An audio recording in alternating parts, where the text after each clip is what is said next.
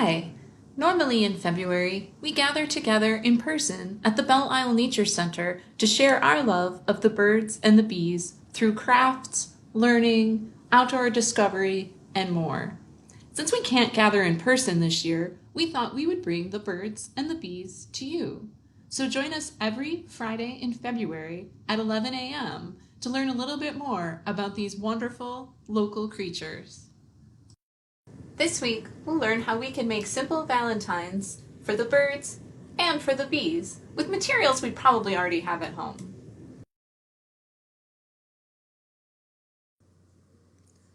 All right, our first Valentine will be for the birds. We're going to make a simple homemade bird feeder, and we need the things that you see here: a pine cone or two, some Crisco or other vegetable fat that's solid at room temperature, some kind of nut butter, some bird seeds, and we'll need a string. And then this is kind of a messy project, so you'll need something that you can mix those two fats together with, and then someplace that won't get seeds all over.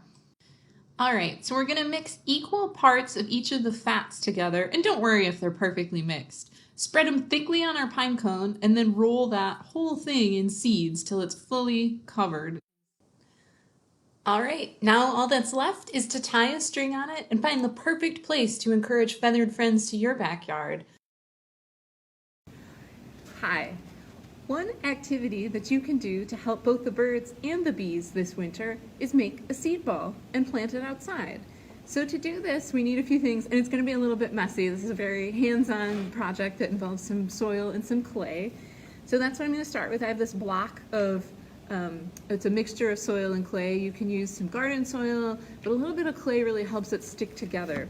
And you're just going to take a little pinch of it, and I'm going to warm it up a little bit in my hands. So I'm going to take just a pinch of my meadowflower seeds, and I'm going to mix them up, and I spilled a few. I'm just going to scoop those up too.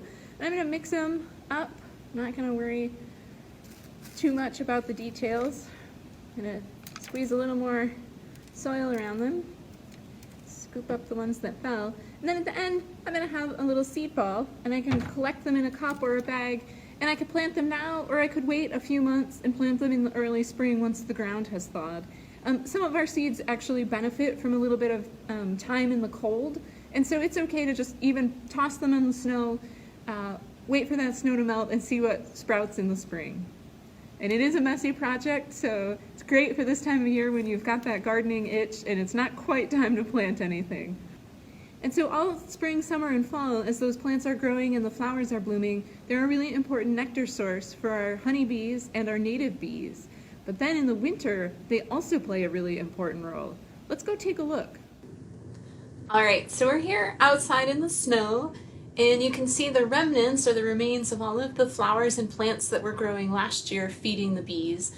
And now there's all these seed heads that are left over, and those seeds get knocked down onto the ground by the birds, and they're a really important food source. And we can even see little tracks in the snow where the birds have been climbing on the plants and then knocking down the seeds and eating them. So this is a great way to add bees and birds to your yard.